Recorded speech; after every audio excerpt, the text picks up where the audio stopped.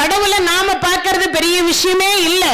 ஆனா கடவுள் நம்மை பார்க்கணும், ஒரு ஓர கண்ணால நம்மள பார்க்கணும். அப்ப என்ன பண்ணணும்? மாதா பிதா குரு தெய்வம். தெய்வத்தை எந்த காரணம், அப்பா அம்மாவை கூட நிந்தனை பண்ணிக்கோங்க, தெய்வத்தை எந்த காரணத்தை கொண்டு நிந்திக்காதீங்க. ஏன்னா அவர் கொடுக்கறதுக்காகவே உட்கார்ந்து இருக்கார். சரி, தடுக்குது எது? நம் கர்மா. தடுக்கிறது எதுன்றீங்க? நம் கர்மா.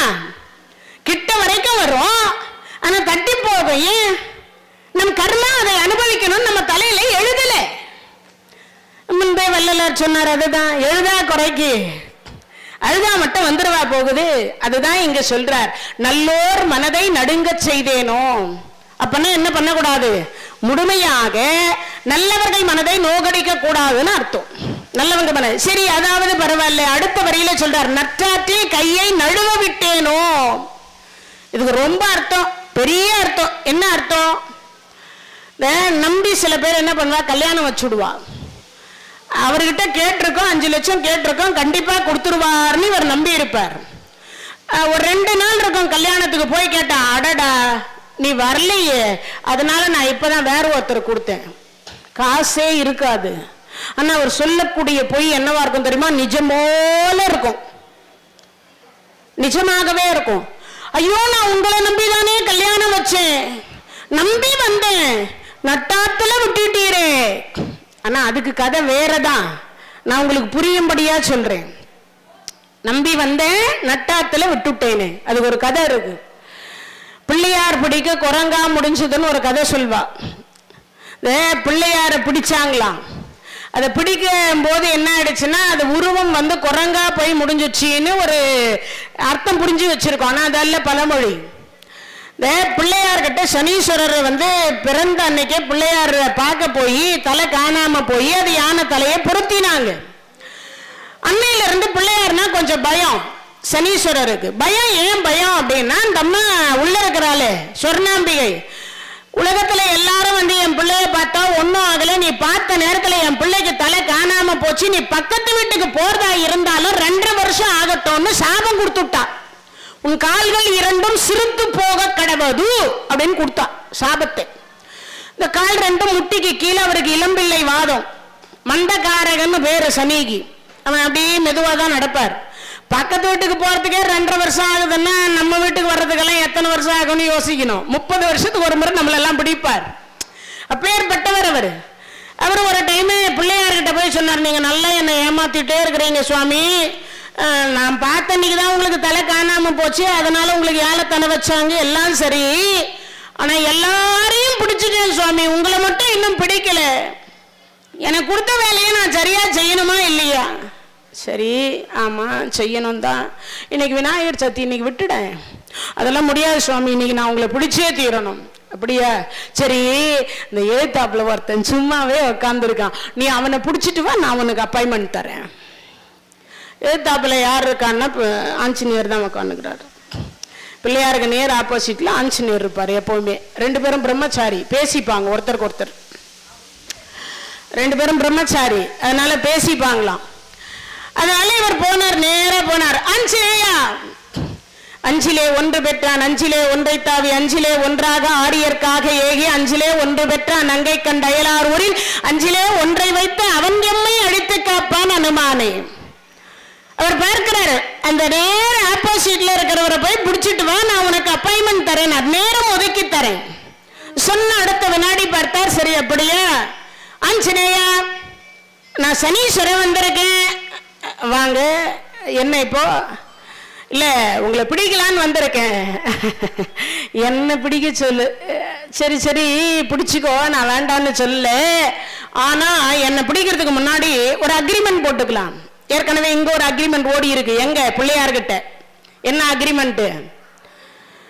இவர் பிடிக்கிறேன் பிடிக்கிறேன்னு சொன்னார் இல்ல, சரி 2 பேரும் சேர்ந்து ஒரு அக்ரிமெண்ட் போடுவோன்னு போட்டாங்க. என்ன அக்ரிமெண்ட்னார்? எழுத்துப்பூர்வமா இருந்தா நல்லா இருக்குமே, அக்ரிமெண்ட் போட்டுக்கலாம்.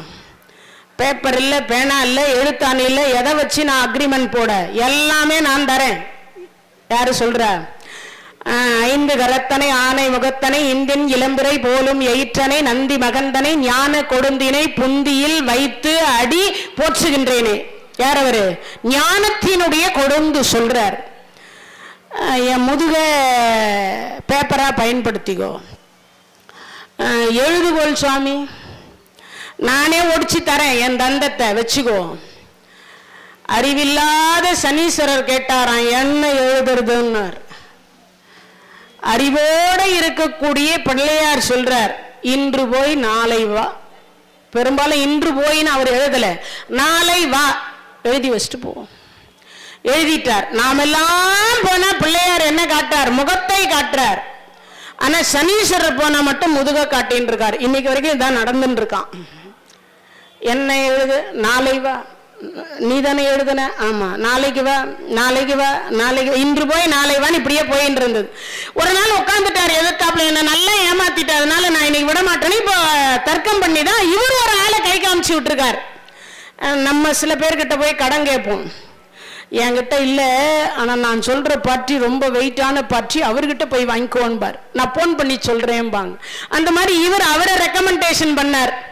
அவரை பிடித்து விட்டு வந்தால் நான் உனக்கு நேரம் தருகிறேன்னார். சரி என்று இவர் அங்க போனார், கேட்கிறார். இப்போ ரெண்டாவது அக்ரிமெண்ட்டுக்கு ரெடி ஆகிறார். யாரு? சனி பகவான். என்ன அக்ரிமெண்ட்? ஒன்றும் இல்லை, ராமாயண காலத்தில் இந்த உலகத்தை சுற்றி பார்த்தேன். எந்த காலத்தில்? ராமாயண காலத்தில் இந்த உலகத்தை சுற்றி பார்த்தேன். அதுக்கப்புறம் யாரும் துணைக்கு ஆள் கிடைக்கல. இப்ப நீ கிடைச்சிருக்க. இந்த எதிர்த்தாப்புல இருக்கிற பிள்ளையார கூப்பிட்டுன்றே இருக்கேன். அவர் எப்ப பார்த்தாலும் பிஸியா இருக்கேன், பிஸியா இருக்கேன், பிஸியா இருக்கேன்றார். ஏன்? பிடிச்சு வச்சாலே பிள்ளையார், பிறப்பா பிள்ளையார், இறப்பா பிள்ளையார், நாத்து நடுறதா பிள்ளையார், கிரக பிரவேசமா பிள்ளையார், கல்யாணமா பிள்ளையார், வாழ்ந்தாலும் பிள்ளையார், போனாலும் பிள்ளையார். பிள்ளையார் இல்லாத ஏதாவது பண்ணி வச்சிருக்கிறோமா? யோசிச்சு பாருங்க. அட சாதாரணமா கோயிலுக்கு போனா கூட தலையில ஒரு 3 முறை தலையில குட்டி கொண்டு அவரை பார்த்துட்டு தான் அப்புறம் உள்ள போய் பார்க்கிறோம். அது பெருமாள் கோயிலா இருந்தாலும் சரி, சிவன் கோயிலா இருந்தாலும் சரி, எல்லா கோயில்லையும் யார் இருக்கிறா? பிள்ளையார் இருக்கார். இப்போ உடனே கேட்டுறாதீங்க, பெருமாள் கோயில பிள்ளையார் இருக்கிறாரா? தும்பிக்கை ஆழ்வார் என்ற பேர்ல இருப்பார். ஆழ்வாருக்கு பக்கத்துல முதல்ல தும்பிக்கை ஆழ்வார் பிள்ளையார தான் வச்சிருப்பாங்க. பெருமாள் கோயில பாருங்க, எல்லா பெருமாள் கோயிலையும் தும்பிக்கை ஆழ்வார்னு இருப்பார். அவர் தான் ஆழ்வார்களுக்கு முன்னாடி அவர் தான் இருப்பார், தும்பிக்கை ஆழ்வாராக இருப்பார். இது எதுக்கு சொல்றேன்னா, இப்ப பார்த்தார், எப்ப பார்த்தாலும் பிஸியா இருக்கேன்றாரு. அதனால இப்ப நீ வந்திருக்க ஒன்னும் இல்ல, திருக்கார்ணீஸ்வரர் சைதாப்பேட்டை திருக்கார்ணீஸ்வரர் கோயில்ல உன் குடுமையை பிடிச்சி என் கையில கொடு. நல்லா கேட்கணும் கதைய. இப்ப யார் குடுமி யார் கையில இருக்குது? ஆஞ்சநேயர் குடுமியே சனி பிடிக்கணும்னு வந்தார். இப்போ சனீஸ்வரர் குடுமி ஆஞ்சநேயர் கைக்கு போக போகுது. உன் குடுமையை பிடிச்சி என் கையில கொடுத்துரு. ஏன்னா நீ பக்கத்து வீட்டுக்கு போறதுக்கே 2.5 வருஷம் ஆகும். அதனால நான் என்ன சொல்றேன்னா, உன் குடுமையை என் கையில பிடிச்சி கொடுத்துட்டா இந்த உலகத்தை ஒரு முறை நான் சுத்தி பார்த்துட்டு இதே திருக்கார்ணீஸ்வரர் ஆலயத்துல ஒரு செகண்ட்ல கொண்டு வந்து விட்டுறேன். எங்க ஒரு செகண்ட்ல உலகத்தை சுத்தி பார்த்துட்டு முடியுமான்னு நீங்க கேட்டக்கூடாது. நான் சொல்றதை இப்ப நல்லா கவனமா கேட்கணும். இடி மின்னல் புயல் காற்று ஜோன்னு பெய்யக்கூடிய மலையில ஒரு துளிக்கும் மற்றொரு துளிக்கும் இடையில் பூந்து போவார், தன் மீது ஒரு துளி கூட விழாம. அவருடைய வேகத்துக்கு எந்த கட்டுப்பாட்டு கருவி வைக்கிறதுன்னு யோசிக்கணும். இப்படின்றதுக்குள்ள 9,70,000 யோசனை கடந்துடுவார். எவ்வளவு? 9,70,000 யோசனை. ஒரு யோசனைக்கு 14 கிலோமீட்டர். அப்ப ஏன் ஒரு இப்படின்றதுக்குள்ள உலகத்தை சுத்தி பார்த்துட்டு வரமாட்டார் இல்லையா? இப்ப சனீஸ்வரர் சொல்றார், அவ்வளவுதானே, இந்தாங்க இதை பிடிச்சி அப்படி கையில் கொடுத்துட்டார். இவர் தூக்கிட்டு மேல பறந்தார். உங்களுக்கு எல்லாருக்கும் புரியும்னு நினைக்கிறேன். நம்ம பேரனையோ பேத்தியோ நம்ம குழந்தையோ தூக்கி வச்சுட்டு இருக்கும் போது நம்ம ஒரு முடிய பிடிச்சி அந்த குழந்தை இழுத்தாவே டே டே கண்ணா கண்ணா வலிக்குதுரா விட்டுடுறா விட்டுடுறாம்போம். இப்ப மொத்த முடிய யார் கையில இருக்குது? ஆஞ்சநேயர் கையில இருக்கு. இப்ப ஆஞ்சநேயர் அப்படி மேல அப்படி தூக்கிட்டு பறந்தார்னா அந்த உடம்பினுடைய வெயிட் இந்த முடி தாங்கணும் இல்லையா? ஆஞ்சநேயர் இப்போ சனீஸ்வரர் ஒரு சாதாரணமா ஒரு 60 கிலோ இருக்காருன்னு வச்சுப்போம். அந்த முடி இந்த 60 கிலோவை தாங்கணுமா இல்லையா? இவர் அதுவும் இங்கிருந்து 86,000 கோடி மைலுக்கு மேல தூக்கிட்டார். ஏன்னா கீழெல்லாம் சிக்னல் ஜாஸ்தி, டிராஃபிக் ஜாஸ்தி, பொல்யூஷன் ஜாஸ்தி, எந்த ஒரு டிஸ்டர்பன்ஸும் இல்லாம ஒரு செகண்ட்ல சுத்தி கொண்டு வந்து இங்கே விடணும் வேற. அதனால வேகமா பறந்தார். இப்ப இவர் சொல்றார், ஆஞ்சநேயா விட்டுடு, ஆஞ்சநேயா விட்டுடு, ஆஞ்சநேயா விட்டுடுன்னார். அட நீ வேற சும்மா இரு, நானும் விடதான் போறேன். திருக்காரணீஸ்வரர் கோயில்ல பிடிச்சிருக்கேன், அங்கேயே கொண்டு வந்து விட்டா நீ என்னை தொட்டுக்கொண்டு வேற சொல்லி இருக்கேன். என்னை தொட வேண்டாமா, நீ என்னை பிடிக்க வேண்டாமா, நீ உன்னை பிடிக்கிறது இருக்கட்டும், அதுக்கு நான் முதல்ல உயிரோடு இருக்கணும். அதனால ஆஞ்சநேயா விட்டுடு விட்டுடுன்னார். இவர் விடுற மாதிரி இல்ல. அப்ப என்ன பண்ணார்னா, ஆஞ்சநேயர் இடத்துல போய் விட்டுடு விட்டுடு, ஆஞ்சநேயா அதை கொடு இதை கொடுன்னா கொடுக்க மாட்டாரு, ஸ்ரீராம ஜெயம்னு சொல்லணுமேன்னார். நன்மையும் செல்வமும் நாளும் நல்குமே, திண்மையும் பாவமும் சிதைந்து தேயுமே, ஜன்மமும் மரணமும் இன்றி தீருமே, இம்மையே ராமா என்னும் 2 எழுத்தினால் ஸ்ரீராம ஜெயம் சொன்னால் ஆஞ்சநேய சுவாமிகள் ராமநாமம் சொல்லக்கூடியவர்களை வணங்குறார். இப்ப இவர் என்ன பண்ணார், ஸ்ரீராம ஜெயம்னார். எங்க 86,000 கோடி மைல்ல. இப்ப ஆஞ்சநேயர் பார்த்தார், என்ன சொல்றார், ஆஹா இங்கு வந்து கூட யாரோ என் யாரு என் பகவானுடைய நாமத்தை சொல்றாளேன்னுட்டு இந்த கையில பிடிச்சிருந்த முடியை விட்டுட்டு ஸ்ரீராம ஜெயம் ஸ்ரீராம ஜெயம், சனீஸ்வரா வணக்கம் சனீஸ்வரா வணக்கம்னார். அப்பதான் கீழே வந்து தொப்புன்னு விழுந்தார். யார் அவரு? ஆஞ்சநேயர் விட்டதனால கீழே வந்து விழுந்தார்.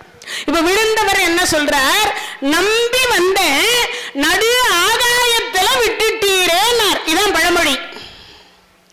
உன்னை நம்பி தானே வந்த, நீ விடலாமா என்ன நடு ஆகாயத்துல? நம்மால பறக்க முடியாததுன்றதுனால நாமெல்லாம் என்ன பண்ணோம்னா, நம்பி வந்த நட்டாத்துல விட்டுட்டீரேன்றோம். ஏன்னா நமக்கு தெரிஞ்சதெல்லாம் நீச்சல் தான், பறக்க தெரியாது இல்லையா? ஆனா நீச்சல் தெரிந்த 2 நண்பர்கள், ஒருத்தருக்கு நீச்சல் தெரியும், ஒருத்தருக்கு நீச்சல் தெரியாது. டே கழுத்தளவு தண்ணீர் தான் வருது, எனக்கு நீச்சல் தெரியும், வா நான் உன்னை கூட்டு போறேன்னு இவர் கூட்டு போனார். அப்படி கூட்டிட்டு இப்படி போகிற பொழுது என்னாச்சுன்னா, காற்றாற்று வெள்ளம் கொஞ்சம் வேகமா வந்தது. ஐயோ என்னால ஒண்ண முடியலடா அப்படின்னு இவர் என்ன பண்ணிட்டார், நீந்தி கரை சேர்றார். அந்த காற்றாற்று வெள்ளத்துல ஒரு மிதக்கக்கூடிய மரம் வந்தது. இந்த நீச்சல் தெரியாதவர் அந்த மரத்தை பற்றி கொண்டு கரையேறினார். அப்போ ஒரு வார்த்தை சொன்னார், உன்னை நம்பிதானடா நான் வந்தேன், நட்டாத்துல விட்டுட்டீரே. அப்பனா என்ன அர்த்தம், ஒருவருக்கு வாக்கு கொடுத்தால் அந்த வாக்க ஒண்ணு காப்பாற்றணும், இல்லையா முதல்ல சொல்லினா ஐயா என்னால முடியாது, கடைசி நிமிஷம் வரைக்கும் நீ கவலைப்படாத நான் பாத்துக்கிறேன், நீ கவலைப்படாத நான் பாத்துக்கிறேன், நீ கவலைப்படாத நான் பாத்துக்கிறேன். கடைசி நேரத்தில் சொல்லுவாங்க என்னால ஒன்னும் பண்ண முடியல, நான் என்ன பண்றது? அப்ப இதை நம்பி வர்றவங்களை விடுறதுன்னு தானே அர்த்தம். இது எதுக்கு இந்த கதையெல்லாம் சொல்லிட்டு இருக்கேன்னா, பாபநாசத்தில் நீங்கள் என்னென்ன பாவம் செய்திருக்கிறீர்களோ அந்த பாவம் முழுவதும் தீர்க்கக்கூடிய ஒரு தலம் நம்ம ஸ்டேட்ல திருநெல்வேலி அப்படின்னு சொல்லக்கூடிய மாவட்டத்தில் கிட்டத்தட்ட திருநெல்வேலியில இருந்து பாபநாசத்துக்கு தென்காசி போகக்கூடிய ரூட்ல 49 கிலோமீட்டர் தொலைவில் இருக்கின்றது இந்த பாபநாசம். ரொம்ப அருமையான தலம்.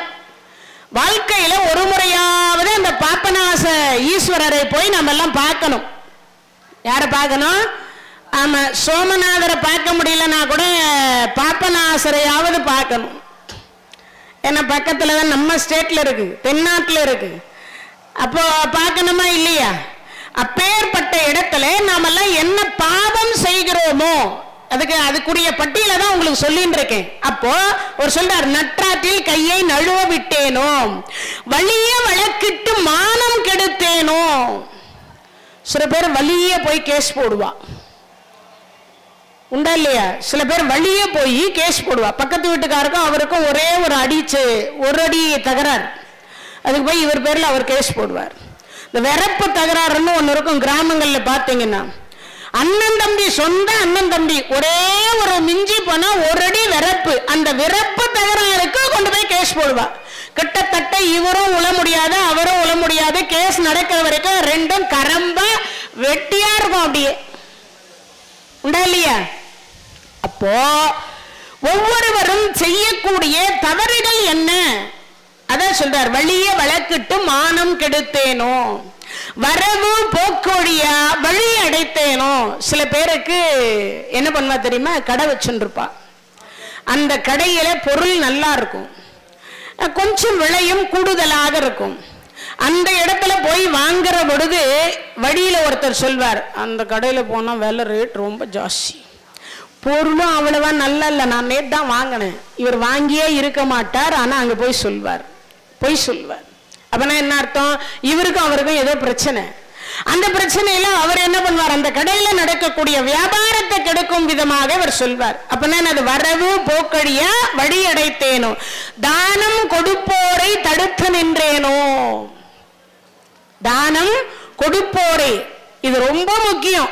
ஏன்னா நம்ம செய்யக்கூடிய தானம், நம்ம செய்யற தானம் இருக்கே, அது சாதாரணமானது கிடையாது. தானமும் பண்ணணும், தர்மமும் பண்ணணும். தானம்னா என்னது, தர்மம்னா என்னது? நம்ம வீடுகள்ல அங்கமெல்லாம் தொழுநோய் அப்படின்னு சொல்லக்கூடியது இருக்கும் இல்லையா? உடல் ஊனமானவர்கள், கண்ணு தெரியாதவங்க, காது கேட்காதவங்க, உடல் ஊனமானவர், வயோதிகர்கள், மூப்படைந்து அவர்களால் உழைத்து உண்ண முடியாத நிலைமைக்கு இருக்கக்கூடியவர்கள் யாராவது அம்மா ஐயா என்று தர்மம் பண்ணுங்கன்னு கேட்டா அவருக்கு தர்மம் பண்ணணும். அவருக்கு தர்மம் பண்ணணும். அடுத்த வீடு பார் அப்படின்னு சொல்லக்கூடாது. நம்ம ஒருவேளை பட்னியா இருந்தாவது தர்மம் பண்ணணும். தர்மத்துல இது ஒரு வகை. இன்னொன்னு, பசுமாட்டுக்கு ஏதாவது பச்சிலை கொடுக்கணும். யாவர்க்குமாம் இறைவனுக்கு ஒரு பச்சிலை, யாவர்க்குமாம் பசுவிற்கு ஒரு வாய்வுரை, யாவர்க்குமாம் உண்ணும் போது ஒரு கைப்பிடி, யாவர்க்குமாம் பேசுகிற பொழுது இன்னுரை தானே. திருமூலருடைய வாக்கு. அப்ப யோசிக்கணுமா இல்லையா? யாவர்க்குமாம் பசுவிற்கு ஒரு வாய்வுரை. கடவுளுக்கு ஒரு இலை வாங்கி போய் எப்படி அர்ச்சனை பண்றோமோ அது மாதிரி பசுவுக்கு கொடுக்கணும். ஏன் இது செய்யணும்னா, நம் கர்மாவை கழிக்கக்கூடியது பசுமாடு. காக்காவுக்கு தண்ணி வைக்கணும், பறவைகளுக்கு நீர் வைக்கணும். இந்த வெயில் காலத்துல நம்ம வீட்டு மொட்டை மாடியிலையாவது ஒரு கிண்ணத்துல எதுலையாவது கொண்டு போய் ஒரு தண்ணி வைக்கணும். அதுக்கு கொஞ்சம் ஏதாவது உணவுகள் போடலாம். அதுக்கப்புறம் பார்த்தீங்கன்னா இந்த பூனை நாய் தெருக்கல்ல இருக்கக்கூடியவங்களுக்கெல்லாம் கொஞ்சம் சாப்பாடு போடணும். எதுவுமே இல்லையா, சில பேர் என்ன பண்ணுவா தெரியுமா? 10 நாய் வச்சு வளர்ப்பா, பெத்த தாய்க்கு சோறு போட மாட்டான். உண்டா இல்லையா? அந்த நாய் பெட்ரூம்ல படுத்துட்டு இருக்கும். பெத்த தாய் போய் பெட்ரூம்ல போய் என்னன்னு பார்த்தா, உன்னை யாரும் குறை சொன்னது அப்படின்பா. 5 அறிவு இருக்கிற நாய்க்கு இருக்கிற உரிமையை கூட பெத்த தாய்க்கு கொடுக்க மாட்டாங்க. சில வீடுகள்ல பாத்தீங்கன்னா, சில வீடுகள்ல இந்த மாதிரி இருக்கும். அப்போ இதெல்லாம் கர்மான்னு அர்த்தம். இதெல்லாம் என்னது? பாவம்னு அர்த்தம். தானம் கொடுப்போரை தடுத்து நின்றேனோ. கோயிலுக்கு முடிஞ்ச வரைக்கும் நாம எல்லாம் நம்மளால முடிஞ்சது ஒரு பால் அபிஷேகம், ஒரு தயிர் அபிஷேகம், ஒண்ணுமே இல்லைன்னா கூட என்ன பண்ணணும்? ஒரே ஒரு சின்ன நெய் டப்பா வாங்கின்னு போய் அந்த கோயிலுக்கு கொடுக்கணும். சின்ன நெய் டப்பா. அதுவும் இல்லையா, கோயில் உண்டியல்லையாவது 1 ரூபாய் போட்டு அந்த விபூதியை எடுக்கணும். ஏன்னா இதை சுத்தம் பண்றதுக்கு, இது விளக்கேத்துறதுக்கு அது பயன்படும். அதை வச்சு ஒன்றும் பெரிய கிட்டத்தட்ட காரணீஸ்வரர் கட்டி எத்தனை வருஷம் இருக்கும்? இந்த கோபுரம் கட்டி எத்தனை வருஷம் இருக்கும்? இந்த கோபுரம் கட்டி எவ்வளவு ஆண்டு காலம் இருக்கும்?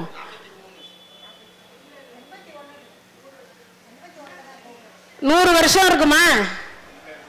இல்ல, ஒரு 50 ஆண்டு காலம் இருக்குமா? 43 ஆண்டு காலம்.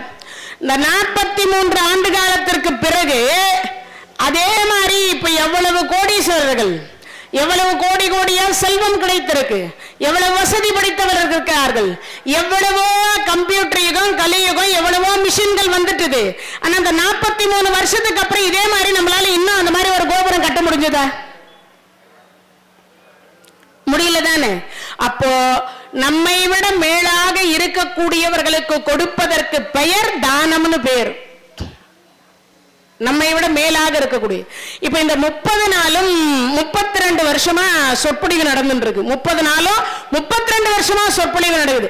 இந்த சொற்பொழிவாளர்களுக்கு உபயம் பண்ணக்கூடியவர்களுக்கு தானம் கொடுக்கறாங்கன்னு அர்த்தம். ஏன்னா அறிவை தானம் பண்றாங்க, அந்த தானத்திற்கு அவங்களால முடிஞ்ச கூலி கொடுக்கறாங்கன்னு அர்த்தம். அப்ப இது தான கணக்குல. தர்ம கணக்கு என்பது நம்மை விட கீழாக இருக்கக்கூடியவங்க கிழிஞ்ச துணியாவது தச்சு ஏழைங்களுக்கு கொடுக்கணும்னு அர்த்தம். கிழிஞ்ச துணியாவது அதையும் போட்டு நம்ம சென்னையில் என்ன பண்றோம், பிளாஸ்டிக் வாலி வாங்கிடுறோம்.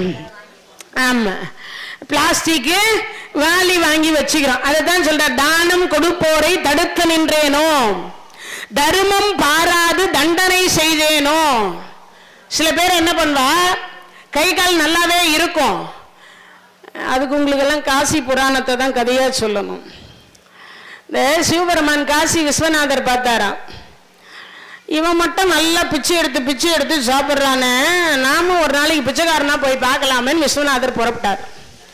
அதை போறவர் கொஞ்சம் அப்படி இப்படி ஏதாவது மாத்தின்னு போயிருக்கலாமா, ஆடை ஆபரணம் அலங்காரத்தோடவே போயிட்டார். அப்படி போன உடனே எல்லாரும் அம்மா பிச்சாந்தேகி, கை கால் நல்லா தானே ஆகுது, 4 இடத்துல பிச்சை எடுக்க வந்துட்ட, மூட்டை தொக்கர் தானே, எங்கேயாவது போய் மாடு மேய்க்கிறது தானே, எங்கேயாவது ஆடு மேய்க்கலாம் இல்ல, எங்கேயாவது வாட்ச்மேன் வேலை செய்யலாம் இல்ல, இப்படியா வந்து பிச்சை எடுப்ப, அலங்காரம், அது பிச்சைக்காரனுக்கு அலங்காரம் வேற இருக்கு. இப்படி எல்லாம் ஒரு கேள்வி கேட்டா. காத்தால 6 மணில இருந்து சாயங்காலம் 6 மணி வரைக்கும் ஒருத்தரும் ஒன்றும் போடல.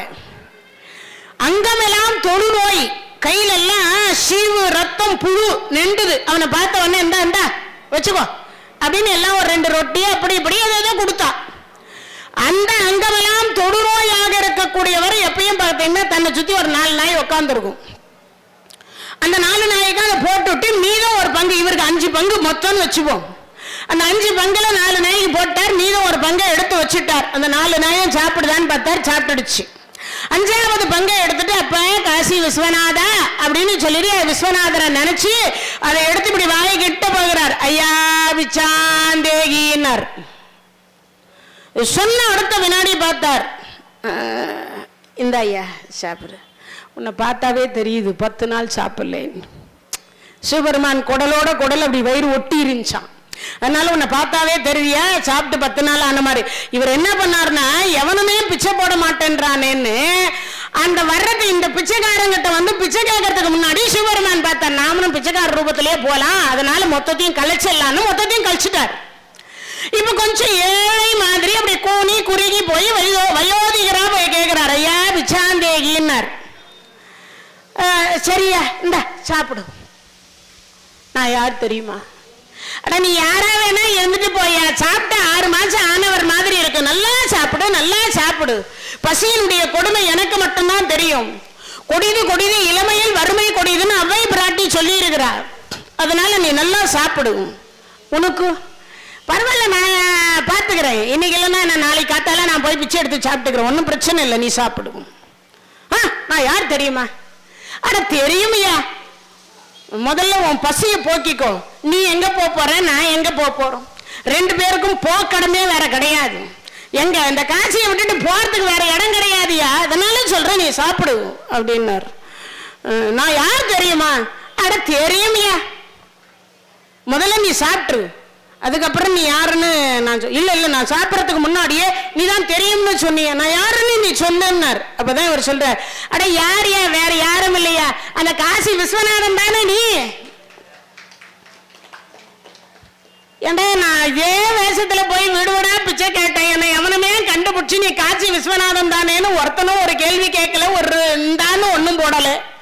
ஆனா நான் கிழ வேதியர் வேஷத்தை போட்டுட்டு வந்து நான் கேட்கிறேன், நீ வந்து சொல்ற நீதான் காசி விஸ்வநாதன் அப்படின்னு. அப்பதான் அந்த பிச்சைக்காரன் சொன்ன, அங்கமெல்லாம் தொடுநோயராக நான் இருக்கின்ற பொழுது சீவும் ரத்தமும் வடிந்து கொண்டு சீல் என்று சொல்லக்கூடியது மட்டுமல்ல புழு நிண்டி கொண்டிருக்கின்ற பொழுது என்னிடத்தில் சிறு துளியும் அருவருப்பு இல்லாமல் ஒருவன் வந்து கை நீட்டி என்னிடத்தில் அன்னத்தை கேட்கிறான்னா என் அம்மையப்பனை தவிர எவன்டா என்கிட்ட வந்து கேட்க முடியும் என்று சொன்னான்னா, அப்ப யோசித்து பாருங்க, அப்பேற்பட்டவர் அல்லவா சிவபெருமான். அதைத்தான் நீங்க சொல்றாரு. அப்ப என்ன அர்த்தம்? தர்மம் பாராது தண்டனை செய்யக்கூடாது. அதை விட இன்னொரு விஷயம், போடுறதுக்குன்னு அந்த காசி விஸ்வநாதர் கையில போய் அவர்களுடைய செல்வமோ அவர்களுடைய அன்னமோ அன்னைக்கு அந்த காசி விஸ்வநாதர் கைக்கு ஏன் போகலன்னா அது அத்தனை பேருடைய உணவும் கர்மா உணவு. ஆனா அந்த பிச்சை எடுத்து அவனுக்குரிய உணவை அவன் பட்டினியாக இருந்து கொடுத்தான் பத்தியா, ஆனா அந்த உணவு தான் அந்த இறைவனுக்கு அது பிரசாதமாக போய் சேர்ந்தது. ஏன் சேர்ந்தது யோசித்து பாருங்க. அப்போ இவரை தண்டிப்பதற்கு அவர்களுக்கு என்ன உரிமை இருக்கு? ஒருத்தன் இந்த மானம் இல்ல, இந்த ஆடை உடுத்துறமே அது எதுக்கு? இந்த அலங்காரம் பண்றமே அது எதுக்கு? எல்லாமே இந்த உடம்பை 5 அறிவுல இருந்து 6வது அறிவை காட்டுறதுக்கு. ஒண்ணு, இந்த விலங்கில் இருந்து நம்ம கொஞ்சம் வேறுபடுத்தி காட்டுறதுக்கு. 2வது, நமக்கு 6 அறிவு இருக்கின்றது என்பதை காண்பிப்பதற்கு, நம் மானத்தை மறைப்பதற்கு. இதானே, இதுக்குதானே இந்த ஆடை. அப்போ இந்த ஆடையை உடுத்தி கொண்டு மானத்தை விட்டுட்டு ஒருத்தன் உயிரை விட மேலானது மானம். நல்லா கேட்கணும் கதையை. உயிரை விட மேலானது எது? மானம். அப்ப அதை விட்டுட்டு ஒருத்தன் வந்து பிச்சை எடுக்கிறான்னா அவனை போயிட்டு உன் கை கால் நல்லா தானே இருக்கு, ஏன் போய் வாட்ச்மேன் வேலை செய்யக்கூடாதா, 4 இடத்துல வேலை செய்யக்கூடாதா, அதை செய்யக்கூடாது, இதெல்லாம் கேட்கக்கூடாது.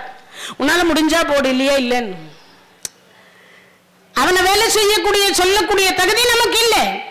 ஏன்னா அவன் மனதில் இருக்கக்கூடிய வலியும் வேதனையும் அவனுக்கு மட்டும்தான் தெரியும். அவன் என்ன கர்மா பண்ணான்றது அவனுக்கு தான் தெரியும். அப்ப அந்த கர்மாவினை இந்த ஜென்மத்தில் அவனை பிச்சைக்காரனாக ஆக்கி வைத்திருக்கிறது. நம்மால முடிஞ்சா செய். அப்பனா அதான் சொல்றார், தர்மம் பாராது தண்டனை செய்தேனோ, கலந்த சிநேகிதருக்கு கலகம் செய்தேனோ. நல்ல நண்பர்களை வந்து என்னைக்குமே பழி சொல்லக்கூடாது. நல்ல நண்பர்களை என்னைக்குமே பழி சொல்லக்கூடாது. சில வீடுகள்ல இந்த கல்யாணத்துல நண்பர்கள் எல்லாம் வந்திருப்பாங்க.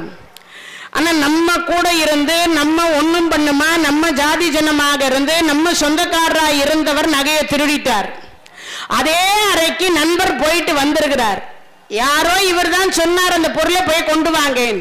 அந்த அறைக்கு இவர் போயிட்டு வெளியில வந்திருப்பார். அந்த நேரத்தில் அந்த பொருள் காணாம போயிருக்கும்.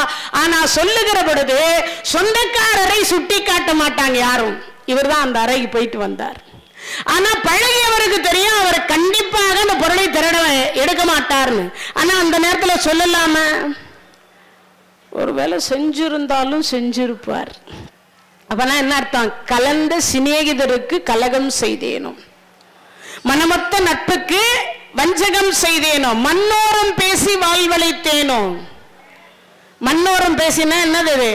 இந்த மண்ணை விற்கிற பொழுது கமிஷன் வாங்குறோம் தெரியுமா, அது ஒரு பாவமா?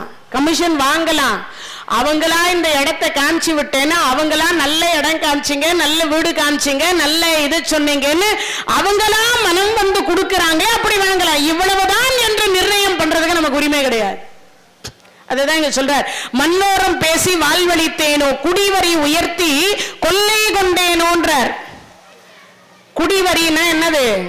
இந்த சில வீடுகள் கட்டி வாடகை விட்டுருப்பா, சில வீடுகள் கட்டி வாடகை விட்டுருப்பா. அந்த வாடகை என்று சொல்லக்கூடிய சில பேர் பார்த்தீங்கன்னா 3 மாசத்துக்கு ஒரு தடவை வாடகை ஏற்றுவா, 6 மாசத்துக்கு ஒரு தடவை வாடகை ஏற்றுவா. 5 பார்த்தீங்கன்னா முதல்ல வரும்பொழுது ஒன்று சொல்லுவாங்க கரண்ட் பில்லுக்கு, 3 மாசத்துக்குள்ள பார்த்தீங்கன்னா வேற மாதிரி சொல்லுவாங்க. குடி வரி உயர்த்தி கொள்ளை கொண்டேனோன்றார். அப்படின்னா என்ன அர்த்தம்? அதுவும் ஒரு பாவ கணக்குன்றார், அதுவும் ஒரு பாவ கணக்குன்றார். அதுக்கு அடுத்து சொல்றார், குடிக்கின்ற நீர் உள்ள குளத்தை துர்த்தேனோ, எக்காரணத்தை கொண்டும் குளத்தை துர்த்துட்டு பிளாட் போடக்கூடாது. முக்காவாசி சென்னை அப்படிதான் ஆச்சு, முக்காவாசி சென்னை. ஏன்னா அந்த காலத்துல வந்து நீரை சேர்த்து வைத்தார்கள், நிலத்தடி நீர் வேணும்ன்றதுக்காக அங்கங்க ஒரு கோயில் இருந்தா ஒரு கோயிலுக்கு பக்கத்துல 2 குளம் வெட்டி வச்சிருந்தாங்க, 2ன்றத 3 வெட்டி வச்சிருந்தாங்க. அந்த காலத்துல குளத்துக்காகவே இடம் ஒதுக்கப்பட்டது, கொடுக்கப்பட்டது நிறைய பேர்.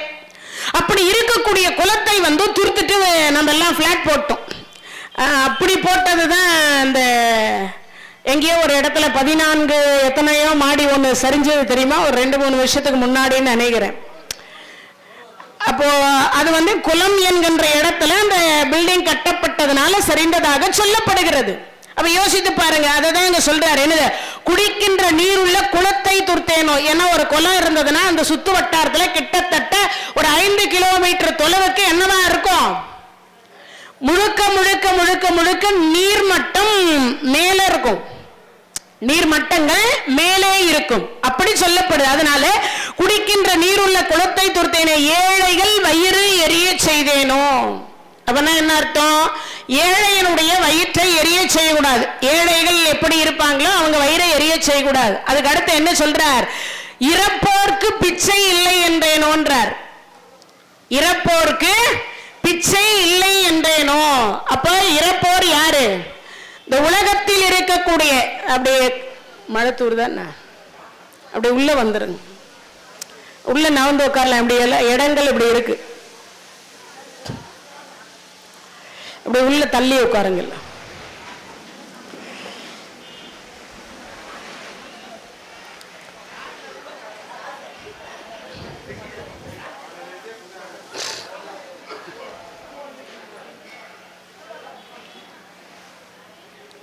இறப்போர்க்கு பிச்சை இல்லை என்றேனோ. யாராவது சொல்லுங்க, நான் 400 வருஷம் உயிரோட இருப்பேன்னு. நீங்க வேறம்மா, 40 வயசு தான்றதே நாய்ப்படாத பாடா இருக்கு. 40 வயசுலயே சுகர் வந்துடுது, பிபி வந்துடுது, பிரஷர் என்னென்னமோ வந்துடுது. 50 வயசு தான்னாவே அதிர்ஷ்டம், 60 வயசு தான்னா மகா அதிர்ஷ்டம், அதுக்கு மேல போனா நான் எப்படி என் வாயால சொல்றது? துருதிஷ்டம். என்ன சொல்ல, நிறைய பேர் 60க்கு மேல போயிடுச்சுனாவே நல்லவங்களுக்கெல்லாம் வருது, இதுக்கு வரமா அப்படின்னு சொல்றோமா இல்லையா? எவ்வளவு, ஏன்னா நிறைய இப்பெல்லாம் கொண்டு போய் எங்கேயாவது விட்டுடுறா. அதனால இங்க சொல்றாரு, என்ன சொல்றாரு? இறப்போர்க்கு பிச்சை இல்லை என்றேனோ. ஏன்னா இரும்பட்டியில் இருக்கிற பணம் வராது. வையிர் கதிர் வடிவேலோனை வாழ்த்தி என்றும் நொய்யில் பிளவல வேணும் பகிர்மிங்கள் நுங்கற்கு உதவா வெறும் உடம்பின் நிலை போல் கையில் பொருளும் உதவாது காணும் களைவலிக்கே. நான் சொல்ல அருணகிரியார் சொல்றார். இதுல கந்தர் அலங்காரத்துல ஒரு பாட்டுல சொல்றார், வையிர் கதிர் வடிவேலோனை வாழ்த்தி நொய்யில் பிளவல வேணும். அரிசிய 4ஆ பிரிச்சு அந்த 4ல ஒரு பகுதி யாரு கொடுக்கணும்? எறும்புத்திலியாவது போடணும், எறும்புத்திலியாவது போடணும். ஏன்? நொய்யில் பிளவல வேணும் பகிர்மிங்கள். இந்த யமதர்மராஜா பாச கயிறை போட்டு அப்படி இழுப்பாராம். அப்படி இழுக்கின்ற பொழுது என்னன்னா, நம்ம என்னென்ன புண்ணியம் பண்ணிருக்கோம், என்னென்ன பாவம் பண்ணிக்கிறோம் அங்க கணக்கு பார்ப்பாங்க. அப்படி பார்க்கிற பொழுது, அப்படி இழுக்கிற பொழுது அப்ப சொல்லுவாரு, அந்த பாச கயிறு சுருக்கு வச்சு இழுப்பாங்க. அப்படி இழுக்கிற பொழுது புண்ணியம் செய்தவருக்கு அது பூமாலையா மாறும், பாவம் செய்தோருக்கு அது சுருக்கு கயிறா மாறும். அப்போ புண்ணியமா பாவமான்றது நம்ம கையில தான் இருக்கு. அதான் சொல்றாரு, இறப்போர்க்கு பிச்சை இல்லை. அப்போ எல்லாரும் ஒரு நாள் இறந்து விட போகிறோம். யாராவது சொல்லுங்க, நான் 250 வருஷம் இருப்பேன், 350 வருஷம் இருப்பேன், நான் சம்பாரிச்சது முழுவதும் நானே சாப்பிட்டு நானே தின்னு நானே எல்லாத்தையும் அனுபவிச்சுட்டு தான் போவேன்னு யாருன்னா சொல்ல முடியுமா? சத்தியமா இல்லை. தனக்கு மிஞ்சியதுதான் தானமும் தர்மமும் ஒரு பழமொழி. ஆனா தப்பான அர்த்தத்தையே புரிஞ்சு வச்சிருக்கிறோம். அதுக்கு அர்த்தம் என்ன தெரியுமா? நீங்க பண்ற தர்மத்தினுடைய புண்ணிய கணக்கு இருக்கு இல்லையா, அந்த கணக்கு உங்களுக்கு போகதாங்க, உங்க பொண்டாட்டி பிள்ளைக்கு யாருக்குமே போகும். அதாங்க அர்த்தம். நீங்க பண்ற தர்மம், நீங்க பண்ற புண்ணியம் உங்களை தாண்டி வேற யாருக்கும் அது போகாது. தனக்கு மிஞ்சியதுதான் தானமும் தர்மம்னா, சொத்தை நம்ம அடுத்தவங்களுக்கு கொடுக்கறதுக்கோ இல்ல 10 ரூபாய் பிச்சைக்காரனுக்கு போறதுக்கோ இல்லை. அதெல்லாம் அர்த்தம் நமக்கே சேர்த்து வச்சுக்க சொல்லி சொல்லி இருக்கிறாங்க. தனக்கு மிஞ்சிதான் தர்மம் பண்ண சொல்லிடுறாங்க, நமக்கே பத்தல, அப்புறம் நம்ம எங்க இந்த தர்மம் பண்றது அப்படின்னு அல்ல. 100 ரூபாய் சம்பாரிச்சா 10 ரூபாய் தர்மம் பண்ணிடணும். இந்த தர்ம கணக்கு சேர்ந்துக்கினே வரும். எப்படி? ஸ்டேட் பேங்க், ரிசர்வ் வங்கி, எல்ஐசி பாலிசி, காரு, பங்களா, வீடு, வாசல், மனைவி, மக்கள் இதெல்லாம் சேர்க்கறீங்கல்ல, அதே மாதிரி சேர்ந்துகிட்டே வரும். எப்பயாவது உங்களுக்கு ஆபத்தோ விபத்தோ வருகிற பொழுது அந்த ஸ்டேட் பேங்க்ல இருந்து கொஞ்சம் கடவுள் எடுத்துப்பார். எதை? புண்ணியத்தை. உடனே கேட்டுறாதீங்க, அப்ப பாவத்தை எடுங்க, அதையும் எடுப்பார். நம்ம பண்றது பாவமும் எடுப்பார், புண்ணியமும் எடுப்பார். அப்போ பாவ கணக்கு மைனஸ்ல இருந்தா கண்டிப்பா புண்ணிய கணக்கு உயர்வில் இருந்தா பிளஸ்ல இருந்தா அப்ப நம்ம என்ன செய்வார்? முன்பு சொன்ன இல்லையா, சுருக்கிட்டு இழுக்கின்ற பொழுது அப்ப என்ன ஆகும்? அது பூமாலையா மாறும். இறைவனே வருவாரு யமன் கூட. என்ன சொல்வார்? அடே நிறைய புண்ணியம் பண்ணி இருக்கார், தொடாது எவனே, இப்போ அப்படி போ, நந்தி வாங்க நம்ம லோகத்துக்கு அழிச்சு. யாருங்க இந்த 33 தேவர்கள் என்ன பண்ற? வர சொல், இந்திரா தேர் அனுப்பு. என்ன சொல்வார்? இந்திரனால தேர்ல வச்சு நம்மளை கூட்டும் போவாராம். கற்பனை பண்ணி பார்க்க முடியுமா? யோசிச்சு பாருங்க. அதைத்தான் இங்க சொல்றாரு. என்ன சொல்றார்? இறப்போர்க்கு பிச்சை இல்லை என்றேனோ. அப்பன்னா எல்லாரும் இறந்து விட போகிறோம். ஆனா அப்போ என்ன பண்ணணும்? இருக்கின்ற வரைக்கும் பிறருக்கு கொடுக்கணும். இந்த எதிரி வேற எங்கேயுமே இல்லை. ஓர ஒட்டார் ஒன்றை உண்ண ஒட்டார், மலரிட்டு உணதால் சேர ஒட்டார் 5 பேர். யார் அவங்க? அந்த கண்ணு, மூக்கு, காது, வாயி, உடம்பு. எதிரி பக்கத்து வீட்டுக்காரோ ஏத்து வீட்டுக்காரோ கிடையாது. இந்த கொடுக்கணும்னு மனசு நினைக்குது, கொடுக்கணும்னு அந்த மனசு நினைக்குது. ஆனா அப்புறமா என்ன தோணுது? ஐயோ கொடுத்தா 10 ரூபாய் குறைஞ்சிருமேன்னு மறுபடியும் தோணுது.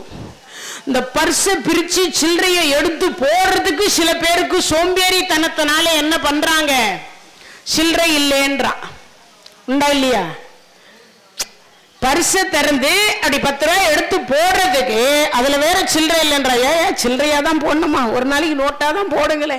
அந்த நோட்டை வாங்கி வச்சு அவர் என்ன கார்ணீஸ்வரருக்கு கோயிலா கட்ட போறார்? இல்ல அவர் என்ன ஒரு சைதாப்பேட்டையில ஒரு 1/2 ஏக்கர் 1 ஏக்கரா பிளாட்டா வாங்க போறார்? ஒண்ணும் கிடையாது. அடுத்த வேலை சாப்பாட்டுக்கு வச்சுக்க போறார், அவ்வளவுதானே.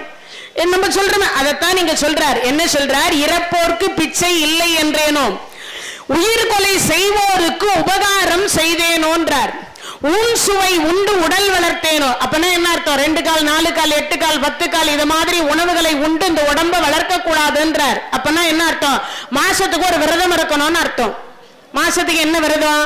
பெருமாள் கோயிலா இருந்தா ஏகாதசி விரதம், வைணவரா இருந்தார். நீங்கெல்லாம் சைவராக இருந்த பிரதோஷத்துக்கு விரதம் இருக்கலாம், கிருத்திகைக்கு விரதம் இருக்கலாம். காலையில 6 மணில இருந்து சாயங்காலம் 6 மணி வரைக்கும் உண்ணா நோன்பு இருக்கணும்னு அர்த்தம், வேற ஒண்ணும் இல்லை. அதுக்காக உண்ணா நோன்பு இருக்கிறேன்னு சில பேர் என்ன பண்ணுவா தெரியுமா? மோர உப்பு போடாத ஒரு 2 லிட்டரு, கூல்ட்ரிங்க்ஸ் ஒரு 2 லிட்டரு, பாலை அடியே காய்ச்சி அதுல பாதாம் பிஸ்தா முந்திரி எல்லாம் போட்டு அது ஒரு 1/2 லிட்டரு, ஒரு 40 வாழைப்பழத்தை எடுத்து வச்சு பாலுக்கு தோஷம் இல்லை, பழத்துக்கு தோஷம் இல்லை, ஆனாலும் விரதம் இருக்கிறேன்னு சாப்பிடுவா. இதெல்லாம் விரதம் கிடையாது, இதெல்லாம் வேற மாதிரி விரதம். சில பேரு விரதம்ன்ற பேர்ல இப்படியே இருக்கா, அதுக்காக சொல்றேன். அதனால இங்க சொல்றார், என்ன சொல்றார்? உயிர் கொலை செய்வோருக்கு உபகாரம் செய்தேனோ, உன் சுவை உண்டு உடல் வளர்த்தேனோ, பொருளை இச்சித்து பொய் சொன்னேனோன்றார். பொருளை இச்சித்து பொய் சொல்லக்கூடாது. வாழ்க்கையில முடிஞ்ச வரைக்குமோ கூடுமான வரைக்குமோ என்ன சொல்லக்கூடாது? பொய் சொல்லக்கூடாது. உயிரே போறதா இருந்தாலும் பொய் சொல்லக்கூடாது அப்படின்னு சொல்றாங்க பெரியவங்க. ஆனா பொய் சொல்லலாம்னு வள்ளுவர் சொல்றார். எப்ப பொய் சொல்லலாம்? மாதா பிதா குரு தெய்வம் இந்த 4 பேரை காப்பாத்துறதுக்கு பொய் சொல்லலாம். ஒரு மருத்துவர் கொஞ்ச நேரத்துக்குள்ள அந்த உயிர் பிரிய போகிறது, ஆனா அவர் அந்த உயிர் பிரிய போகக்கூடிய நோயாளி இடத்தில் நீ இறக்க மாட்டாய், இன்னும் நீ சில காலம் நன்றாக வாழ்வாய் என்றுதான் சொல்லுவார். ஏன்னா அவன் செத்துடுவான்னு இறந்து விடுவான்னு சொன்னா அடுத்த வினாடி அவன் வலி தாங்க முடியாது. நம்ம வாழ்வோன்ற தெம்பிலேயே அவன் உயிர் இன்னும் கொஞ்ச நாள் வாழும். அப்பன்னா என்ன சொல்லக்கூடாது? பொய் சொல்லி நம்ம என்ன பண்ணக்கூடாது? முடிஞ்ச வரைக்கும் உன் சுவை உண்டு உடல் வளர்த்தேனோ, பொருளை இச்சித்து பொய் சொன்னேனோ. பொருளுக்கு ஆசைப்பட்டு பொய் சொல்லக்கூடாது. சில பேர் பொருளுக்கு ஆசைப்பட்டு பொய் சொல்வா. அப்ப என்ன பண்ணக்கூடாது? பொருளுக்கு ஆசைப்பட்டு பொருளை இச்சித்து பொய் சொன்னேனோ, பொது மண்டபத்தை போய் இடித்தேனோ. இரவெல்லாம் பகலெல்லாம் இரவெல்லாம் பார்த்தீங்கன்னா ராத்திரி எல்லாம் ராமாயணம் சொல்வாங்களாம், பொழுது வந்து பெருமா கோயில் இடிப்பாங்களாம். படிக்கிறது ராமாயணம், இடிக்கிறது பெருமாள் கோயிலும்பாங்க. பழமொழி உண்டு தானே, அந்த மாதிரி இருக்கக்கூடாது. அப்பனா என்ன அர்த்தம்? அந்த காலத்துல நடைபாதை இருந்தது, அந்த நடைபாதைக்கு இந்த மாதிரி மண்டபம் கட்டி வச்சிருந்தாங்க. அந்த மண்டபத்துல போய் 10 பக்தர்கள் போய் தங்கி இருந்து உணவு உண்டு அங்கு இளைப்பாரி அதற்கு பிறகு மீண்டும் அவர்களுடைய நடைபயணத்தை தொடர்ந்தாங்க. அந்த மாதிரி மண்டபத்தை இடிக்க கூடாதுன்றார். அந்த மாதிரி மண்டபத்தை இடிக்க கூடாது. பொது மண்டபத்தை போய் இடித்தேனோ, ஆசை காட்டி மோசம் செய்தேனோ. ஆசை காட்டினா ஒரு பெண்ணை கல்யாணம் பண்ணிக்கிறேன்னு சொல்லக்கூடாது, இல்ல ஒரு ஆணை கல்யாணம் பண்ணிக்கிறேன்னு ஆசை காட்டக்கூடாது. இன்னொன்னு, கொடுக்கறேன்னு ஆசை காட்டக்கூடாது. சில வேலைக்காரங்க வேலை செஞ்சுட்டு இருப்பாங்க, பொங்கலுக்கு உனக்கு நல்ல புடவையா எடுத்து கொடுக்குறேன்பா. பொங்கல் அன்னைக்கு பாத்தீங்கன்னா இருக்கிறதுலயே இவ எத்தனை வருஷம் கட்டினாலும் அதை இத்து போனதை தூக்கி அப்படி கையில கொடுத்து இதான் புது புடவேன்பா. சில வீடுகள்ல பார்த்தேன். அப்போ ஆசை காட்டி அந்த அம்மா என்ன நினைச்சுட்டு இருப்பா, அவளுக்கு ஏத்த விலையில ஒரு 100 ரூபாய் புடவையாச்சும் எடுத்துட்டு இருப்பா.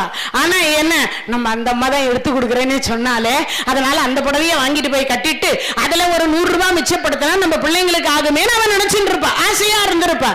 ஆனா இவ கொடுக்கறதே பழைய புடவையா இருந்துச்சுன்னா அவ என்ன பண்ணுவா? மனம் நோகம் அல்லவ. இத்தனை ஒரு வருஷம் வேலை செஞ்சிருக்கிறோம், ஒரு புடவை கொடுக்க கூடாது, அது புதுசா கொடுக்க கூடாது, அந்த எண்ணம் தோணும். ஆசைகள் நான் பழசுதான் கொடுப்பேன்னு முன்னாடியே சொல்லியிருந்தா நம்ம ஆசை மனசுல பட்டிருக்காது இல்லையா?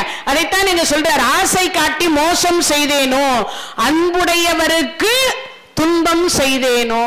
அன்புடையவர் யாரு? மாதா பிதா குரு தெய்வம் மட்டும் இல்லை, அதுக்கப்புறம் இன்னும் சில உறவுகள் வந்து அன்போடு இருப்பாங்க, சில நண்பர்கள் அன்போடு இருப்பாங்க.